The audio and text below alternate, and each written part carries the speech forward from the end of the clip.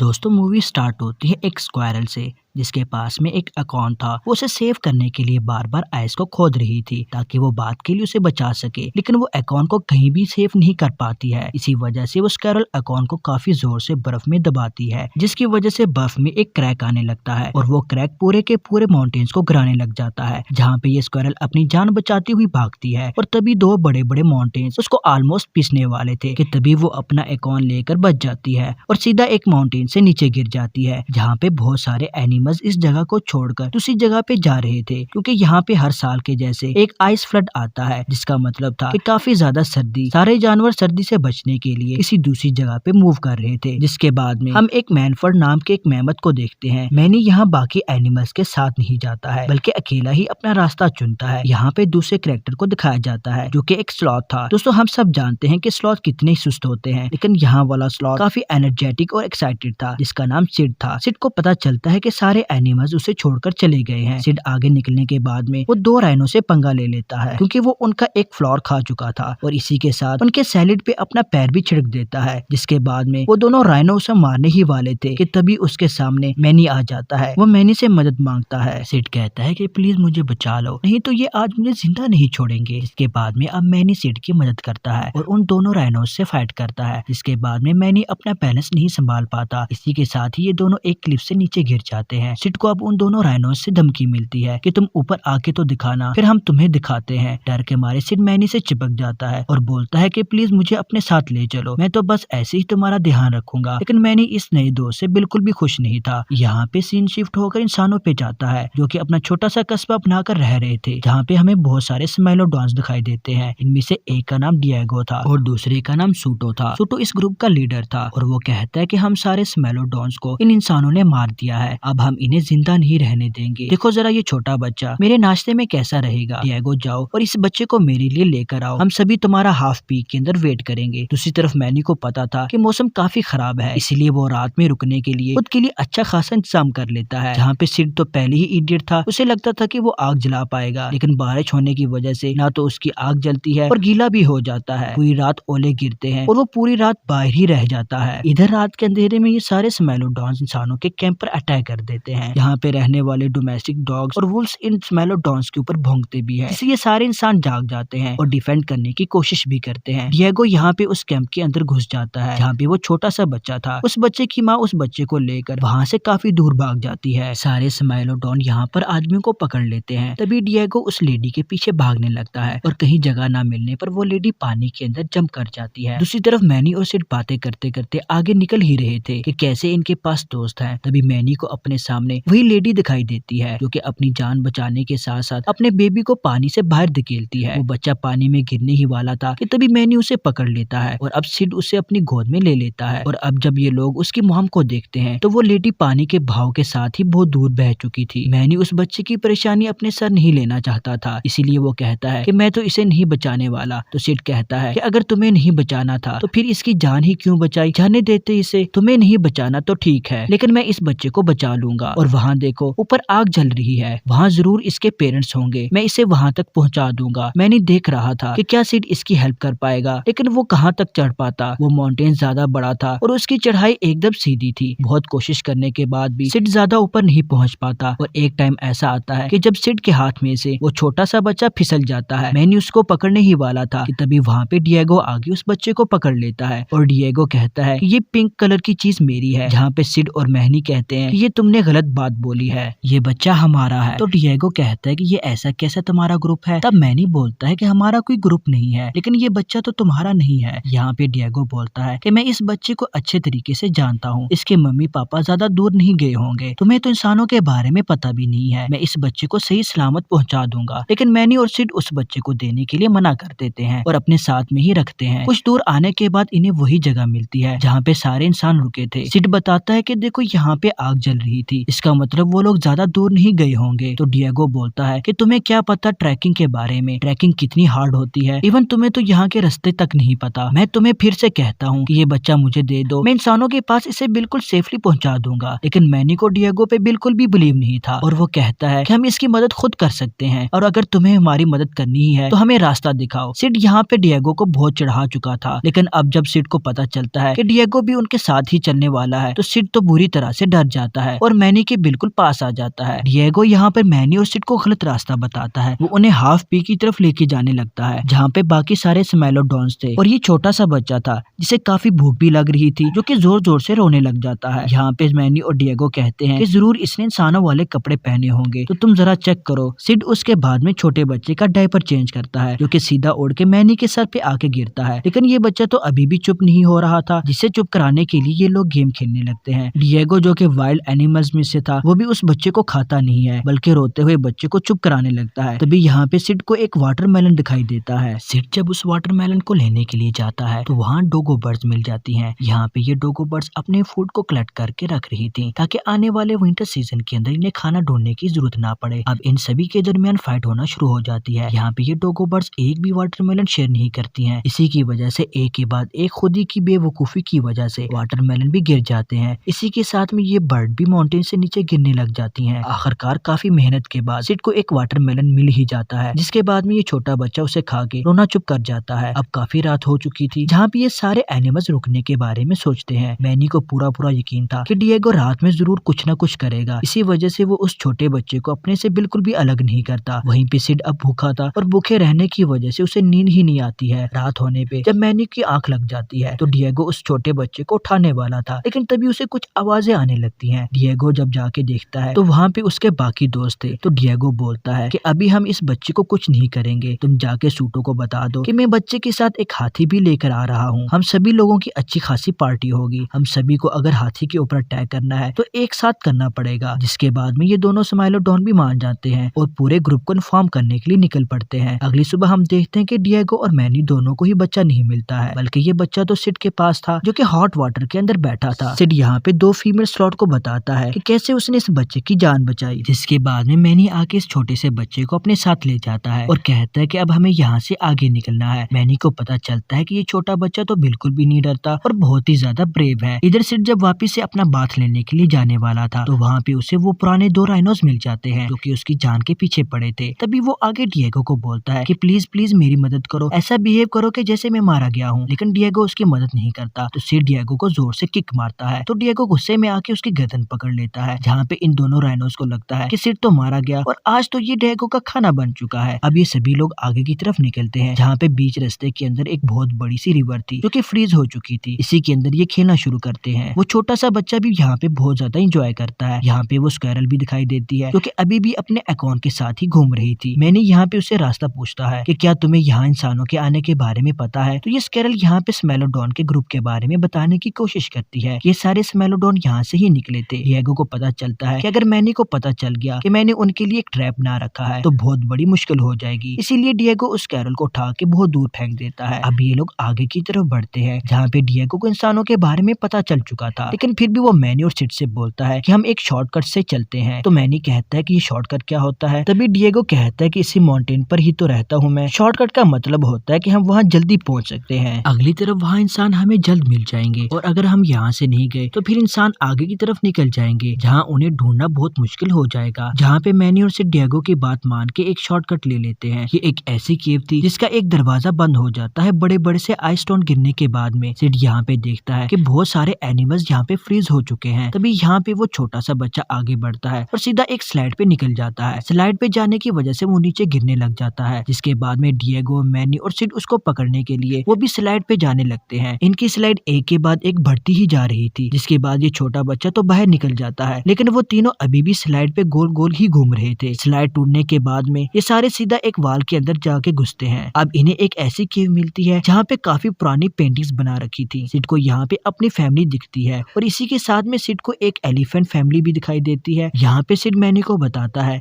कि देखो यहाँ पे तुम्हारे जैसे ही एलिफेंट है। मैनी जब यहाँ पे देखता है तो उसे अपनी फैमिली के बारे में पता चलता है। यहाँ हम देखते हैं कि मैनी के साथ में उसके दोनों पेरेंट्स थे, लेकिन तभी इन्हें मारने के लिए इंसान आ गए। इंसानों ने मैनी के मम्मी और पापा दोनों को मार डाला। इसी वजह से मैनी को इंसान बिल्कुल भी पसंद नहीं है। यहाँ पे ये छोटा सा बच्चा मैनी को सैड होने की वजह से उसे हक कर लेता है। यहाँ पे ये बाकी सारे इंसान अभी भी अपने बच्चे को ढूंढना नहीं छोड़ते हैं, लेकिन बाकी कबीले वाले बोलते हैं कि अब हमें आगे निकलना चाहिए, अब वो बच्चा शायद कभी नहीं मिलेगा। अब जब ये आगे की तरफ बढ़ते हैं तो सिड को उसके पैरों में कुछ गरम गरम सा लगता है, तो सिड मैनी और डिएगो को बोलता है और अब इन्हें पता चलता है कि यहाँ पे तो एक वोल्केनो है। ये सभी लोग काफी आगे निकलते हैं, जहाँ पे ये माउंटेन आस्ता आस्ता टूटने वाला था। सबसे पीछे डिएगो बचता है। यहाँ पे मैनी अपनी जान की बाजी लगा के डिएगो को पकड़ लेता है। डिएगो जब सेफ जगह पर पहुंचता है तो उसे लगता है कि मैनी ने उसकी मदद की, लेकिन आखिर क्यों की? मैनी बोलता है कि दोस्त आखिर ऐसे ही होते हैं, सब एक दूसरे की हेल्प करते हैं। जिसके बाद अब तीनों एक दूसरे के बहुत अच्छे फ्रेंड्स बन चुके थे। दूसरी तरफ सारे स्मेलोडॉन्स डिएगो का वेट कर रहे थे कि कब जाके वो उस एलिफेंट को लेकर आएगा और हम सब मिलकर उस एलिफेंट पर अटैक करेंगे। यहाँ रात काफी ज्यादा ठंडी थी, जिसके अंदर डिएगो, मैनी और सिड इन सभी के टूथ पे आइस जम चुकी थी। इन्हें लगता है कि ये छोटा बच्चा बीमार हो जाएगा, इसीलिए वो एक केव के अंदर रुकते हैं, जहाँ पे सिड अपनी एक ड्रैंक बनाने लगता है और कहता है कि मैं हमेशा लोगों को याद रहूं, इसीलिए मैं ये ड्रैंक बना रहा हूँ। जहाँ पे ड्रैंक को और ज्यादा डार्क करने के लिए वो जैसे ही स्टोन को जोर से रगड़ता है तो वहाँ पे आग लग जाती है। जिसके बाद तो अब ये स्लॉट खुद को सबसे ज्यादा इंटेलिजेंट मानने लग जाता है। यहाँ पे मैनी कहता है कि देखो तो सही इस बच्चे को, ये कितना बड़ा हो गया है, क्योंकि ये छोटा बच्चा अब चलने लग गया था। डिएगो उस बच्चे को दूर भेज देता है कि जाओ तो उनके साथ में खेलो। मैनी और सिड इस बच्चे को चलता हुआ देखकर बहुत खुश हो रहे थे। अब जब ये सभी सो गए थे तो वापिस से स्क्वेरल आती है और अपने अकाउंट को पिघलाने की कोशिश करती है, लेकिन ये तो एक कॉर्न में बदल चुका था। अब डिएगो को लगता है कि शायद उसे मैनी और सिड को धोखा नहीं देना चाहिए। इसी वजह से डिएगो मैनी से बोलता है कि हम हाफ पीक पे पहुंच चुके हैं, मुझे माफ कर दो, मैंने तुम्हें धोखा दिया है। तो मैनी गुस्से में होने की वजह से डिएगो को सीधा गर्दन से उठा लेता है और कहता है कि तुम हमारे साथ ऐसा धोखा कैसे कर सकते हो। डिएगो उन दोनों से माफी मांगता है और कहता है कि आगे मत जाना, नहीं तो वो सारे स्मेलोडॉन्स तुम दोनों पे अटैक कर देंगे, मैं तुम्हें बचा सकता हूँ, मुझ पे बिलीव करो। मैनी कहता है कि अब हम कैसे बिलीव करें, तुमने तो हमें फंसा दिया है। लेकिन डिएगो कहता है कि मैं पक्का तुम्हें बचा लूंगा। अब डिएगो यहाँ पे मैनी और सिड को एक प्लान बताता है, जहाँ पे सिड बच्चे को लेके आगे की तरफ बढ़ता है और सारे के सारे स्मेलोडॉन यहाँ पे सिड के ऊपर अटैक कर देते हैं, जबकि सूटो ने मना किया था कि जब तक हाथी को नहीं देखोगे तब तक उसके ऊपर अटैक मत करना। पीछे से यहाँ डिएगो और मैनी दोनों आ जाते हैं, जो बाकी के स्मेलोडॉन्स को हरा देते हैं, लेकिन एक स्मेलोडॉन अभी भी बचा हुआ था। वो सिड के पीछे पीछे आता है और उसे पता चल जाता है कि बच्चा तो दूसरी तरफ है, लेकिन सिड इसी स्मेलोडॉन को खड्डे के अंदर फंसा देता है। सूटो यहाँ पे डिएगो से कहता है कि तुमने तो गद्दारी की है, तुम हमारे साथ ऐसा कैसे कर सकते हो। तो डिएगो कहता है कि इन सभी को छोड़ दो, मैंने गद्दारी की है तो मुझे मारो। लेकिन अब मैनी भी इनके आगे आता है और डिएगो को बचाने की कोशिश करता है। इन सबके बीच में डिएगो काफी ज्यादा इंजर्ड हो जाता है। तो डिएगो मैनी और सिड से कहता है कि इस बच्चे को लेके आगे जाओ, मैं ठीक हूँ, और अगर आगे नहीं गए तो कबीले वाले आगे निकल जाएंगे। मैनी और सिड को डिएगो को यहीं पे छोड़कर जाना पड़ता है। कुछ दूर आगे जाने के बाद में इस छोटे बच्चे के फादर को लगता है कि शायद हमारे पीछे कोई है, लेकिन उसे कोई भी दिखाई नहीं देता। इसी वजह से वो अपने बच्चे का लॉकेट वहीं पे छोड़ जाता है, लेकिन पीछे मुड़ने पे इस बार उसे मैनी दिखता है। उस आदमी को लगता है कि ये एलिफेंट हमारे ऊपर अटैक कर देगा और इसी के साथ में कबीले के सारे लोग आ जाते हैं, लेकिन तभी मैनी उस छोटे बच्चे को नीचे उतारता है, जहाँ पे ये सारे लोग अटैक करते हुए रुक जाते हैं। ये छोटा बच्चा अपने छोटे छोटे कदम लेके आगे की तरफ बढ़ता है और सीधा अपने फादर के गले लग जाता है। जाने से पहले एक बार फिर से ये बच्चा मैनी और सिड से आके गले मिलता है। तब मैनी कहता है कि हम तुम्हें तो नन्हे शैतान कभी नहीं भूलेंगे और उम्मीद करते हैं कि तुम भी हमें कभी नहीं भूलोगे। जाने से पहले बच्चे के फादर मैनी के टूथ के अंदर वही लॉकेट डाल देते हैं। सिड तो काफी जोर जोर से रोने लग जाता है, क्योंकि वो छोटा बच्चा जो अब इन्हें छोड़ के जो जा रहा था, इतनी ही देर में यहाँ पे डिएगो भी पहुंच जाता है, क्योंकि छोटे बच्चे को गुड बाय करता है जैसे वो उस बच्चे को खिलाता था। अब आखिरकार इन वाइल्ड एनिमल्स ने एक बच्चे की जान बचा ली और बच्चे को कबीले वालों को सौंप दिया था। मूवी के लास्ट में हम लोग उसी स्क्वेरल को देखते हैं जो कि पूरी की पूरी फ्रीज हो चुकी थी और इसी के साथ उसका अकाउंट भी था। आहिस्ता आहिस्ता ये दोनों सनलाइट की वजह से अनफ्रीज हो रहे थे, लेकिन पानी के बहाव की वजह से ये अकाउंट वापिस से चला जाता है पानी में। आखिरकार इस स्क्वेरल को एक कोकोनट मिलता है और इस बार कोकोनट को सेव करने के चक्कर में फिर से ये स्क्वेरल एक बहुत बड़ा क्रैक कर देती है, जिसकी वजह से एक वोल्केनो निकल जाता है। और इसी के साथ दोस्तों